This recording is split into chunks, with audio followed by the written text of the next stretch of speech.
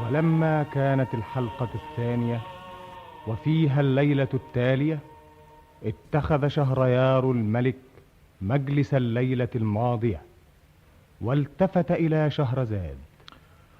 والآن يا شهرزاد، لقد أجلت موتك إلى الغد حتى أسمع هذه الليلة قصة الملك لقمان ووزيره حسان مع صاحب الدكان.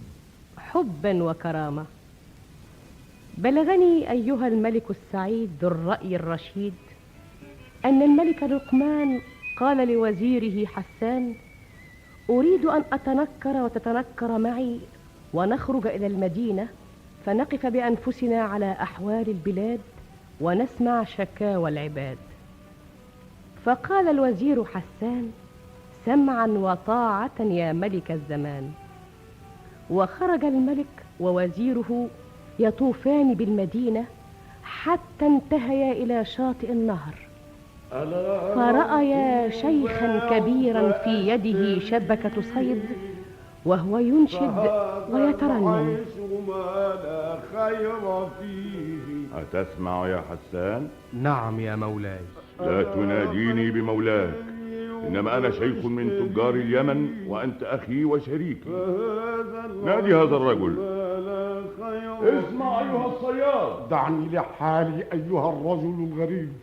إذا كانت لك شكوى فلماذا لا تذهب إلى الملك لقمان؟ الملك لقمان لا جزاه الله بالإحسان. حسبك يا رجل. لا حول ولا قوة إلا بالله.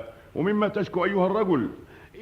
يا سيدي، أنا رجل صياد وعندي زوجة و7 أولاد، ليس عندهم كسرة خبز يأكلونها، وقد جدب الزمان وشحت الأيام. أنا هنا من أول النهار، كلما ألقيت بالشبكة في الماء ترجع إلي فارغة. ماذا أعمل أيها الغريبان؟ طب نفسا أيها الشيخ. بالجوع والحرمان. ألق بشبكتك الآن، ألقها على بختي، وأي شيء يطلع فيها فأنا أشتريه ب100 دينار. لا تسخر مني أيها الغريبان. بل نحن جادان، ولأجل أن تصدق خذ تلقف أيها الصياد. إنها صرة فيها 100 دينار. يا من لا ينسى عبده. والآن ارمي الشبكة على بركة الله. يا ما أنت كريم يا كريم. بسم الله الرحمن الرحيم. عسى أن يكون حظكما أحسن من حظي. ياه، إنها ثقيلة. ساعدان يا أيها الغريبان، فإنها ثقيلة. هات. يا الله، يا إلهي.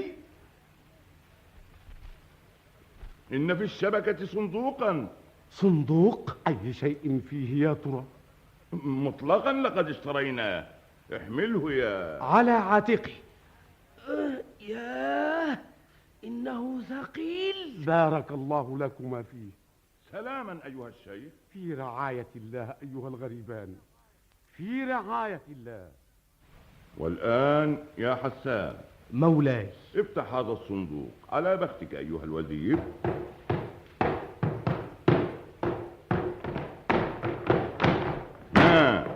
ماذا رأيت يا حسان؟ لفافة كبيرة فوقها تفاحتان. تفاحتان؟ انظر أي شيء في اللفافة يا حسان. مولاي. ماذا؟ إنها جثة قتيل. قتيل؟ جريمة تسوقها الأقدار إلى قصري؟ إنها جثة فتاة يا مولاي. حسان، لقد كثرت الجرائم في هذا الزمان. هذا إهمالك في رعاية الأمن وحفظ النظام. ارفعوا هذا الصندوق من أمامي، وأنت أيها الوزير جزاء لك. إذا لم تقدم إلي القاتل في ظرف 3 أيام فأنت مقتول.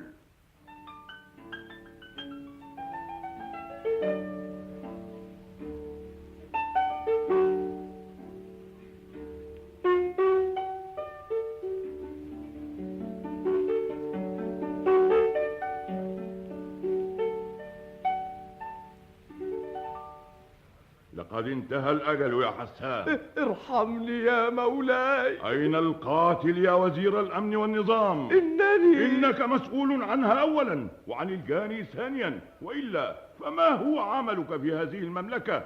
أحضروا النطع. مولاي اركع أيها الوزير. أسألك بحق يا دهماق مولاي اضرب عنق هذا الوزير. أشهد أن لا إله إلا الله. اضرب عنقه. انتظر يا مولاي. إذا كانت حياة الوزير متوقفة على معرفة القاتل فاعلم أيها الملك أنني أنا القاتل. أنت؟ الحمد لله. لا يا مولاي، لا تصدق هذا الفتى، أنا الذي قتلتها، ما قتلها أحد غيري، فخذ بدمها مني. عجبا. لا تصدقه يا مولاي، إنه شيخ خرف. أنا الذي قتلتها. إنه مجنون. أنا القاتل يا مولاي. إنني أعطيكم أمارة على قتلها، فإذا كان هذا الشيخ صادقا فليذكر أمام مولاي أي شيء كان معها في الصندوق. حسن، تكلم أيها الشيخ. وأي شيء يكون معها في الصندوق؟ أرأيت يا مولاي؟ أما أنا فأذكر لكم أمارة التفاحتين. أجل، كان في الصندوق تفاحتان. نعم. إذن فأنت القاتل. وها أسفا. ولماذا قتلتها أيها التعس؟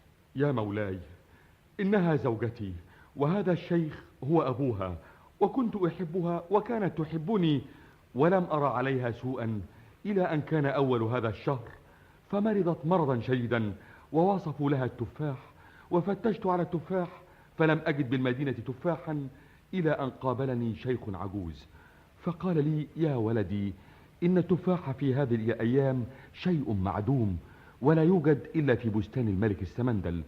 فسافرت إلى مدينة الملك السمندل واشتريت من البستان 3 تفاحات ب3 دنانير، ورجعت إلى بيتي فوجدت زوجتي قد عوفيت، وعرضت عليها التفاح فعافته نفسها، فتركته إلى جانبها وذهبت إلى دكاني. فلما انتصف النهار دخل علي عبد أسود وبيده تفاحة يلعب بها، فقلت له: يا عبد الخير، من أين لك هذه التفاحة؟ هذه التفاحة إنها من حبيبتي. حبيبتك؟ نعم، كانت مريضة، فلما زرتها وجدت عندها 3 تفاحات، وقالت لي إن زوجي سافر من أجل هذه التفاحات إلى بساتين الملك السمندل، وأعطتني هذه التفاحة. ويلك يا عبد السوء.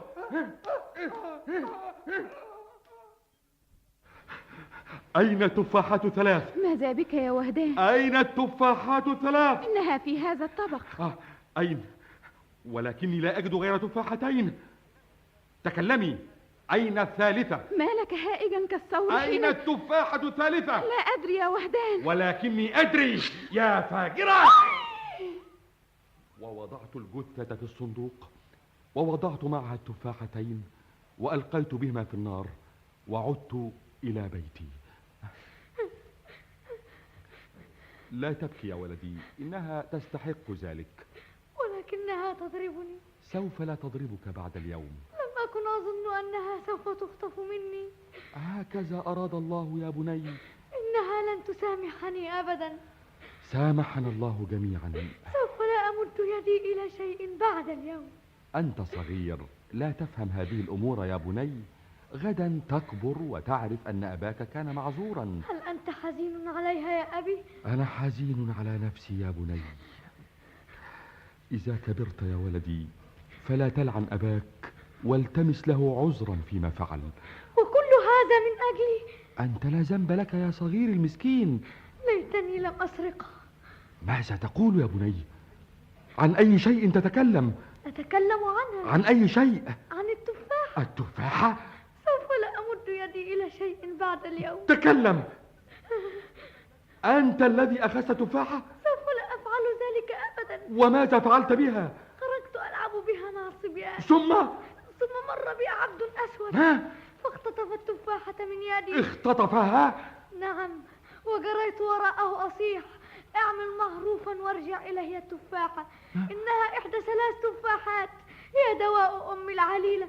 وقد سافر أبي من أجلها إلى بلاد الملك السمندل، يا ربي ولكنه جرى هاربا ولم يسأل عني. غفرانك يا ربي، قتلتها وهي بريئة، قتلتها. وأسرعت إلى أبيها هذا، وجلسنا نبكي حتى سمعنا بقصة وزيرك، فأسرعت إليك كي أنقذ رقبته، لعلي بذلك أكفر عن ذنبي. يا حسان، مولاي، كنت قد طلبت منك القاتل وما زلت أطلبه. إنه أمامك يا مولاي. لا، إنه ذلك العبد اللئيم، علي به يا حسان، أمامك 3 أيام. مولاي سيدي، أستحلفك بالله ألا تشق على عبدك ووزيرك. أناشدك الله ألا تفعل معي ما فعله ملك الجان مع صاحب الخان. وما ذاك يا حسان؟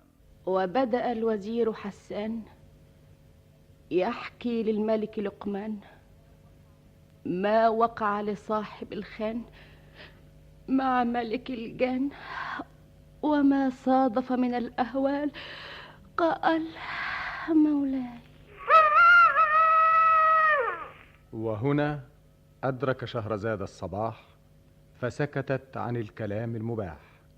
وبهذا تنتهي الحلقة 2 من ليالي ألف ليلة، يكتبها طاهر أبو فاشا ويخرجها محمد محمود شعبان.